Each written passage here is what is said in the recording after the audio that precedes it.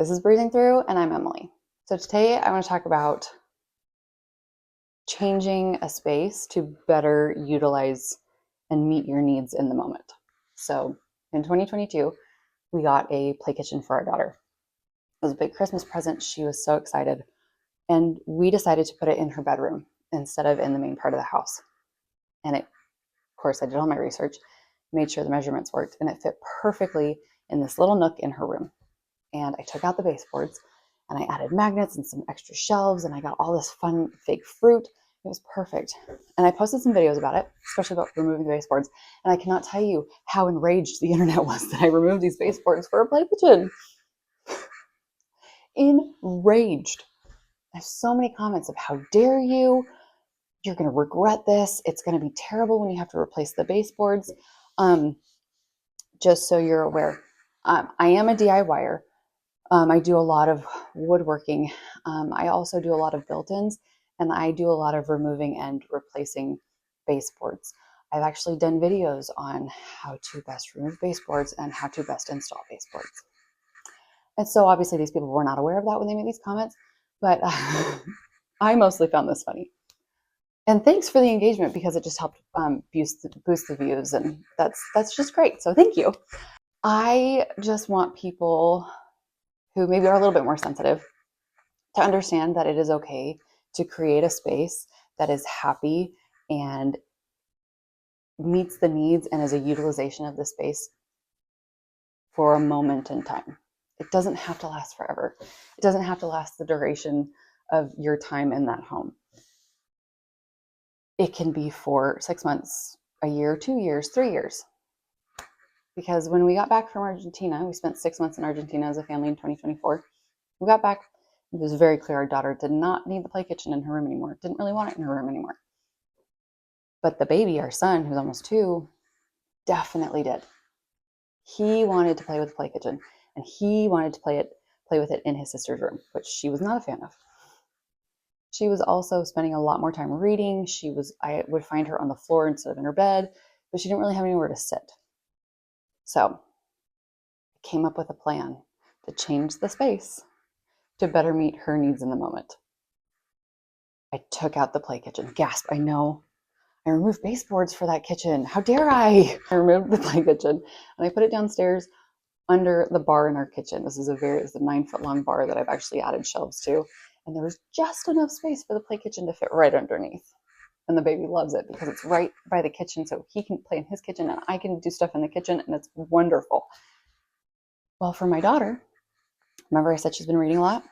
Well, we have this love sack sectional that is up in our son's room that we're trying to find a spot for, because we have another couch downstairs in the family room. So we're trying to find places for this couch upstairs, because it's taking a lot of space in his room, and I have plans to do other things up there. So I take 2 of the seat pieces and 3 side pieces, and I create kind of a lounge chair in her room, so it's pretty wide, and I put it in that corner. Have I replaced the baseboards yet? No. Do I plan to? Absolutely. I haven't gotten to it yet because I do have baseboard. It is in my workshop, which I have not gone through yet because I've been doing other things. I will be getting to it though. Don't worry. I will move the chair back, replace the baseboard, and then put the chair back. It's fine. Anyway, so I created this space for her. I moved pictures around so I could put shelves above her chair so that she could put like her chapter books up there, because that's what she's reading a lot of really now. And now she has this great place to read. I find her playing on it. I find her reading on it. She and my husband read on it together at night, because that's part of her homework from school, is reading 20 minutes at night with an adult. And it's the perfect size that 2 of them can sit on it together. And so now we were able to move part of the love sack sectional out of my son's room, which is something I'm working on. So I was checked that off. Found a new spot for the play kitchen that is utilizing dead space that nobody was using because nobody was sitting at the bar. It's a dumb space. And my daughter now has a reading nook with shelves, all because I changed up that space. And so now it's better utilized, it's well loved, and so are all the other spots. And so I think my big message here is it's okay to change things. Even if you've put in effort into something, to creating a great space, because I really did. I made this kitchen, I put it flush up against the wall so that nothing would fall behind it because our baseboards are 3/4 of an inch thick. I mean, like I said, I made it so fun. And then I made her a custom play table and benches for it. And she had tea parties and she had all sorts of things. And I could hear her playing all the time and she loved it. But she outgrew it, because kids do. So do adults. It's okay. It's okay to change things based on people's needs changing. And as somebody who's very comfortable in changing things in my own home and making our spaces work better for us, I'm very okay with doing that. And so I think really the point of this conversation is I want you to know that it's okay to do stuff like that. It is okay to pour yourself into a space and make it perfect for you, for your kids, for another family member, and then have to change it 3 years later because needs change. And that's okay. That's life. That's being a person. That's being human. And so don't let comments like that you see on the internet that other people make deter you.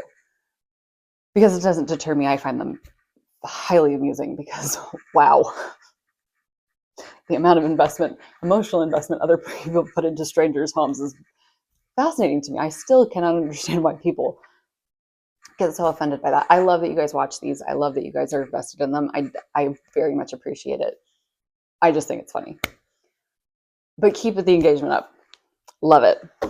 So I really hope you take away from this that it is okay to make changes. Do not let other people dictate what you do in your home, especially if you are creating a happy, loving, warm, friendly space for you, your kids, for other people. Your home doesn't have to be an aesthetic, Pinterest-worthy place. It's where you live. And if you're making it work for you and your family in the moment, no matter how long that moment is, 6 months, 9 months, a year, 2 years, 3 years, that's what matters. So if you enjoyed this video, please like and subscribe. Thanks for watching. I'll see you next time.